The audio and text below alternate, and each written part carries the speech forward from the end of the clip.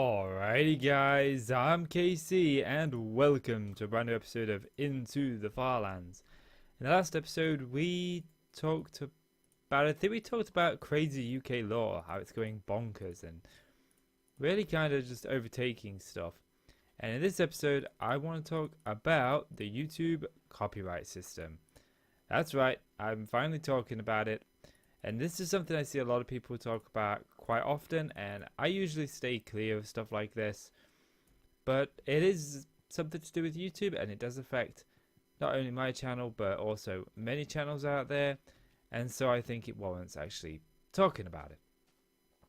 Now, to help you understand the copyright system, I'm going to break it down into two different types of copyright strikes. Now, there are obviously, these do elaborate and do splinter even more, but we're just going to round it up. First of all, you've got a copyright claim, or as it used to be known as, a content ID match. And that is basically when you use something in your work that somebody else owns. This can be music, this can be an image, this can be pretty much anything. But the claim doesn't negatively impact your channel. It doesn't prevent you from having the video up on your channel. You don't get a bad mark against your channel, so all is good.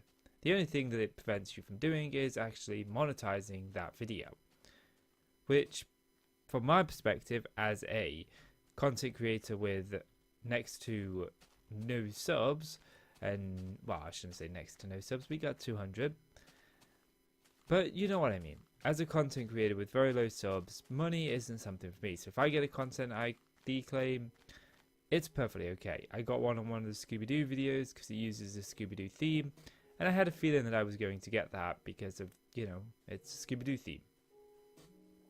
But it's no skin off my back because I'm not going to make any money off that video, so it's perfectly okay. Now, that being said, for larger YouTubers, this becomes a problem. Now, the second type of copyright claim is a copyright strike. This is when they basically say, you have infringed copyright law, we are going to strike your channel. And they strike your channel. And that's the problem, because with each passing strike, more and more punishments are dealt out. And you can only get a maximum of 3 strikes before your channel is terminated. So you got the strike, and then you've got the claim. Now recently, a large YouTuber by the name of Mumbo Jumbo, one of the guys that I watch, recently had about a quarter of his catalogue claimed by a company. And I want to talk about why that's wrong. And I'm not going to defend Mumbo here or anything like that. I'm not going to defend the company because this isn't about that. This is about YouTube's handling of the situation and how I think it could be improved some.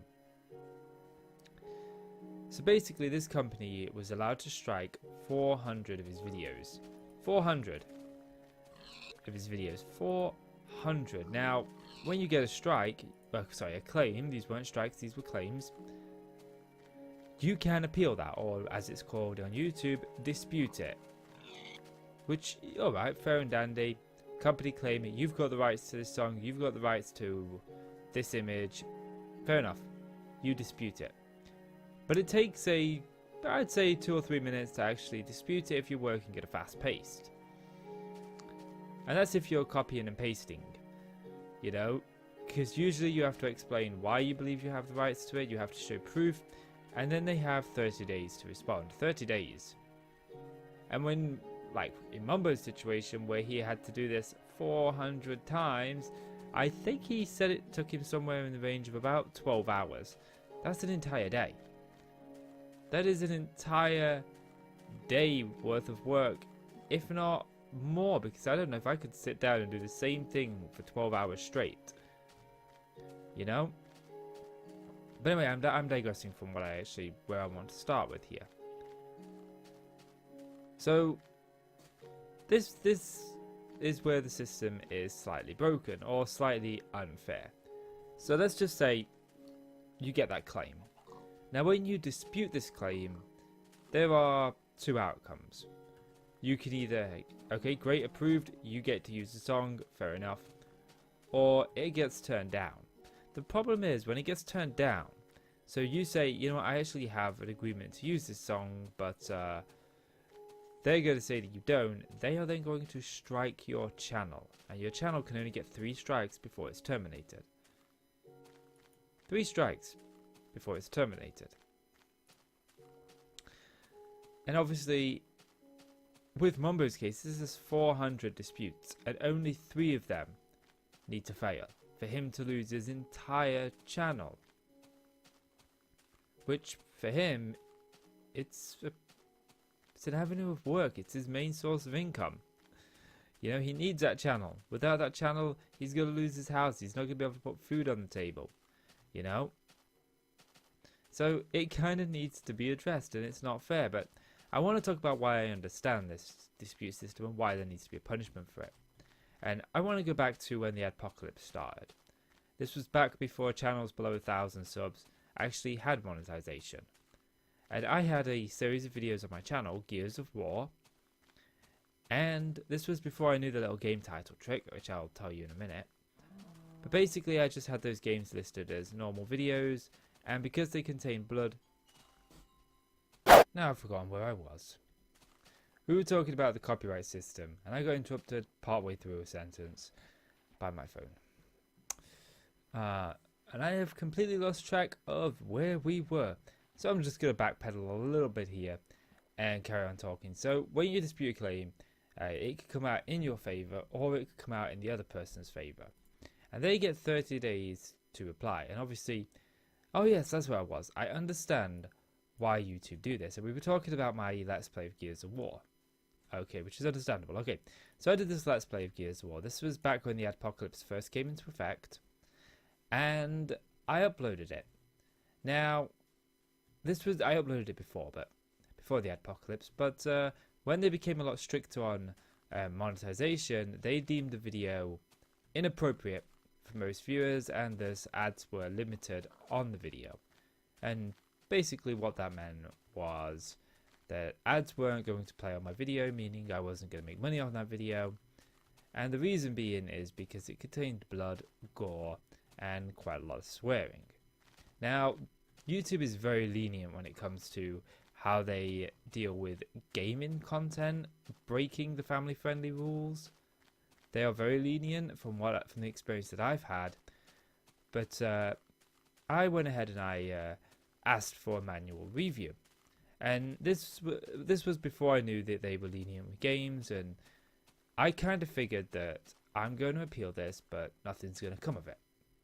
Because it does break what YouTube want for family friendly. There's swearing in Gears of War, there's a lot of blood and gore in Gears of War, and it's not really a family friendly game.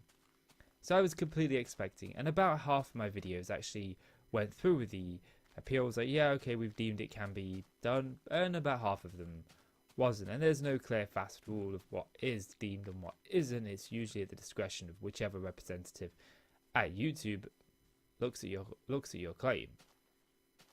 But I appealed them, and I asked for a manual review, even though I knew that I was more than likely not going to get it. But I did it on the chance that maybe the videos would be deemed okay. And half the time that worked out for me. But there was nothing bad. If they failed, if they weren't deemed for manual review, I could submit them again later on. I didn't get a community guideline strike. I didn't lose a copyright strike. I didn't have any bad backlash if indeed the videos did come back unsuitable for advertisers. So I did it.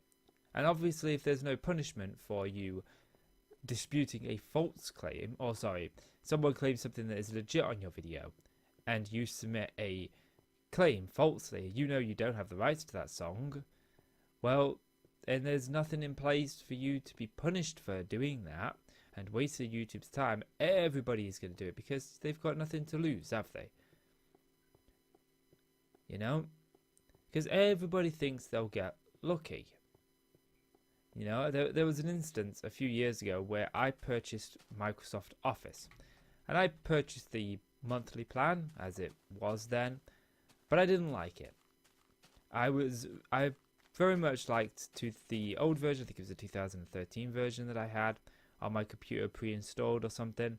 And I preferred that version over the newer version, and so I just quit using the newer version. There wasn't enough features to warrant me spending the money I was spending a month on it. But anyway, I cancelled it and I turned auto renew off, and Microsoft still took a yearly plan payment out. And I contacted Microsoft. Oh, this was before Microsoft incorporated everything into one. So I contacted Office support and they refused to refund the money. But I had paid through PayPal. So I contacted PayPal and I asked PayPal to refund the money. And I disputed that the money was taken wrongfully because I believed it was. I had turned auto renew off. They had no reason in taking that money. And PayPal sent me an email saying that basically we're going to send Microsoft an email and they have X amount of days to respond, and if they don't, this will be resolved in your favor, basically.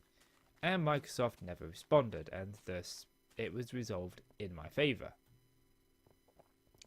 Now, that's what people are going to do with the copyright system. They're going to hope that maybe their email slips through the system, like mine did. Because I do believe that Microsoft may have indeed at least attempted to do something had they seen the email. Maybe they just didn't care enough to actually respond. And I think that that's what a lot of people would do with the copyright system on YouTube, is dispute it in the hopes that maybe the company would miss the email. Maybe the company wouldn't bother disputing it. It's a small channel. It's really not worth their time. And so, to keep copyright in check, I think this is why YouTube enforced such a harsh punishment. I think it's a little bit harsh to strike your channel. And the reason I think it's harsh is I did a Let's Play of The Legend of Zelda many years ago. Now, this was before Nintendo changed their policy. There was a time on YouTube a few years ago where you couldn't upload Nintendo content without them claiming the video and taking all the revenue for the video. They would still let you have the video on your channel and you were still able to do the Let's Play, but they would take all the revenue from it. I did a Let's Play of Super Mario World and of Yoshi's Island, and they took revenue from almost every single video. Now, that's all alright and dandy, but when I got the claims, about half of those claims, they were from Nintendo. Okay, I know Nintendo own this game, that makes sense, Nintendo have the copyright to this game, whatever. I should know better for not making a Nintendo game. But then I get onto a few others, and they're claimed by companies that I don't even know. FX something and SF something, and just all these names that I just didn't know. There wasn't one there that I recognized. So my immediate reaction to that would be, oh, this company doesn't own the rights to this game, Nintendo do. And so I would dispute it. The trouble was, if I had disputed it, and I didn't because I was afraid of getting a strike, and I knew that Nintendo owned the copyright and Nintendo had claimed all the other videos, so even if I won that dispute, the chances were it was going to get claimed by Nintendo at some point, which eventually all the videos did.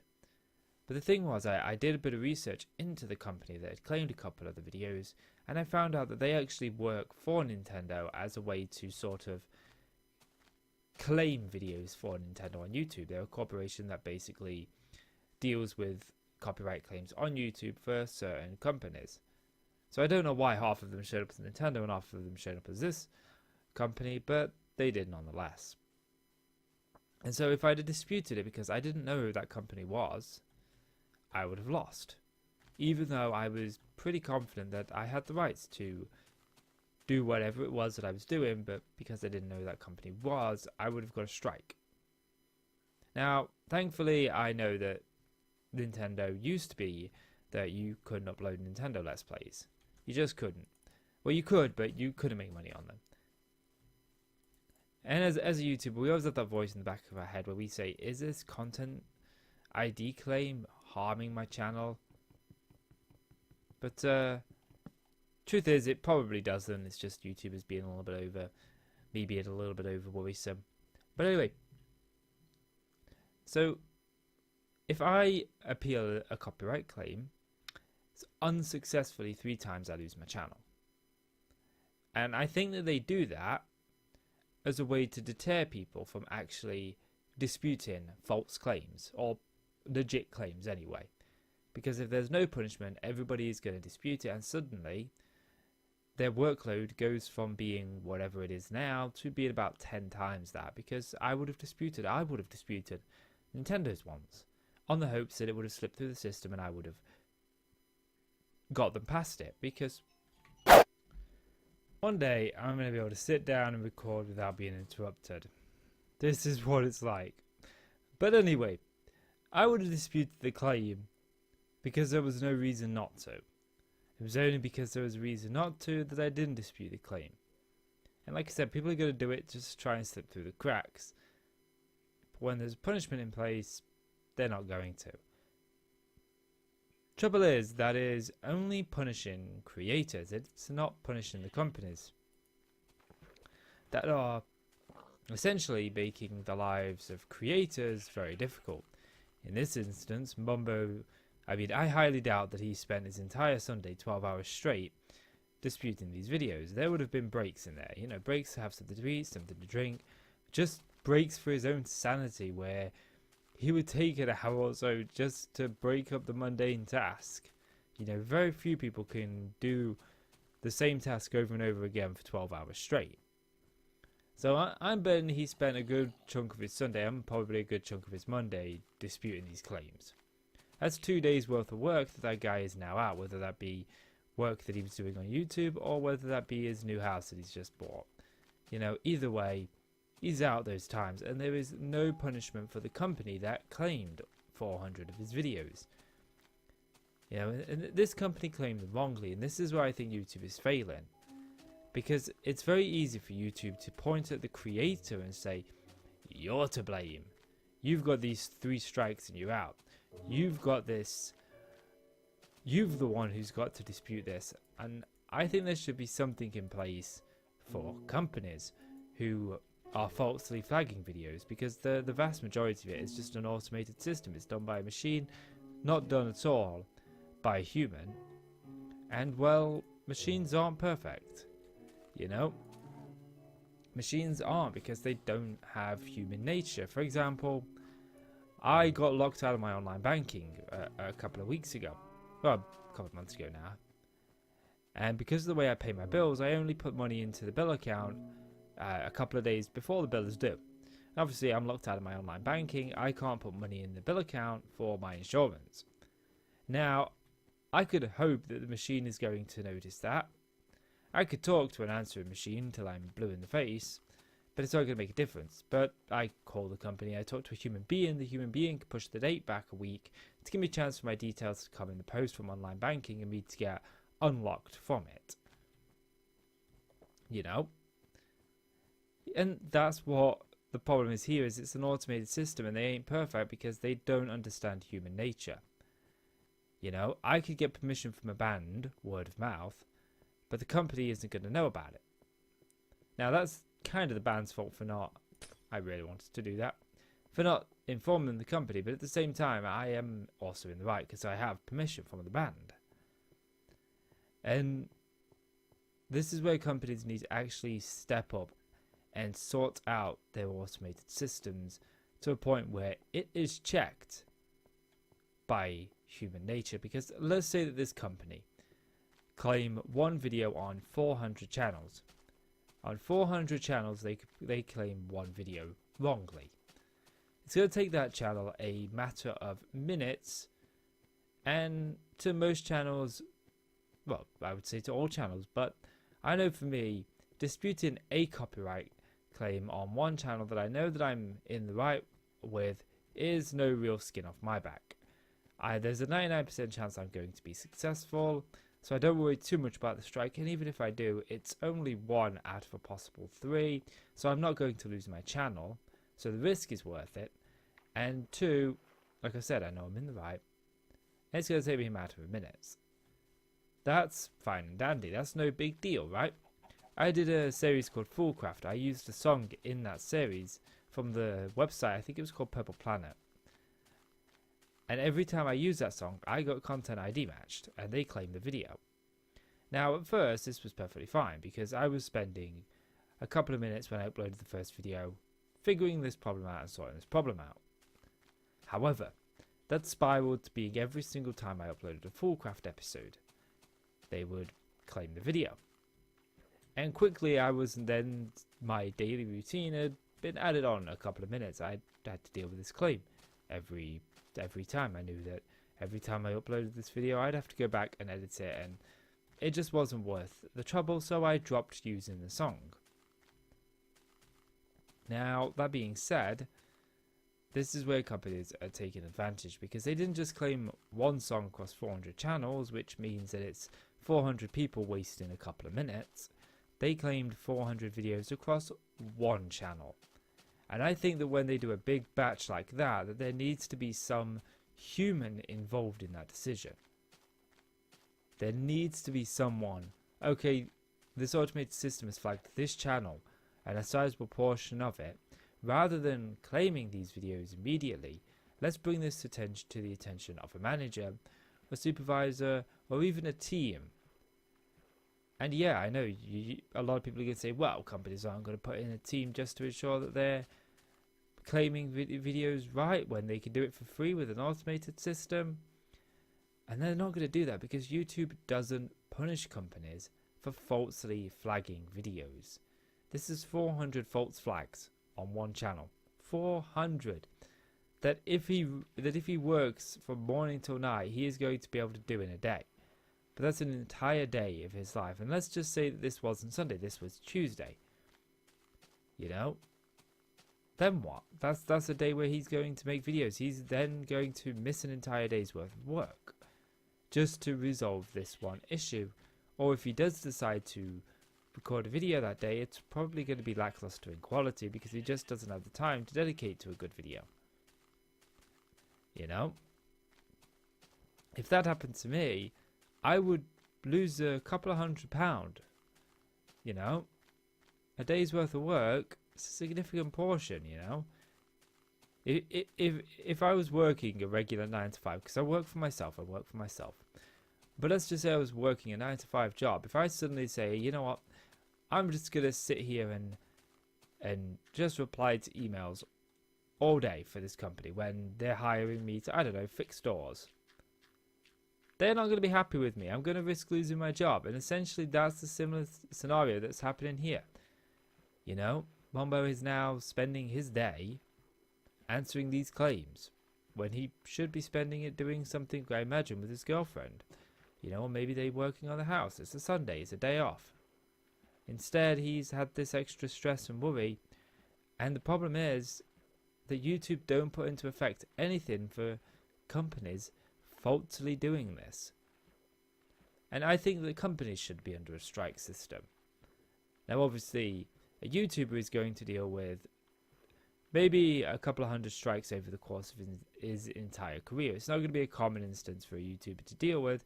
There are very few YouTubers who actually end up dealing with a significant portion of these. For example, I've dealt with probably about 50 of these, but about 45 of them were Nintendo when I did a Let's Play of a Nintendo game. But wrongful ones I've dealt with probably about 5, and it was the same song, same series on the Fullcraft series. And I had to dispute this. But I knew I was going to win because I'd won the first 4, and they were quick in responding. The companies get 30 days, but the ones I dealt with usually responded within a day. So that's good. But you know, companies should have not a 3 strike limit like we do, because we're small. You know, we only deal with, you know, a handful of these across our career. You know, the vast majority of us anyway. But if a company mass flags a library like this one did, they should receive a strike for mass flagging. And if they receive, I don't know, 5 strikes for mass flagging, or even 3, then they should lose the ability to have an automated bot do it, and then they would have to have someone manually do it. And that would make companies think twice before doing this, because there are reasons that companies do this. One, they could be doing this hoping Mumbo doesn't know how to appeal the system, hoping Mumbo has no idea what to do, and judging by Mumbo's reaction, the only inkling that he's got to sort this out is to sit there and dispute all 400 of these videos. And the thing is, Mumbo knows that disputing these 400 videos, a song that's been claimed is in every single one of his videos from the last 6 years. 6 years and it's in every single one, and they've so far only claimed 400.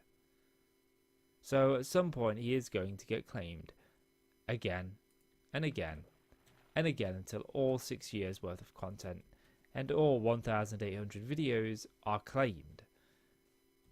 You know, that's going to take probably a week of disputing. And well, are they going to pay? They made a mistake here. They've made the mistake.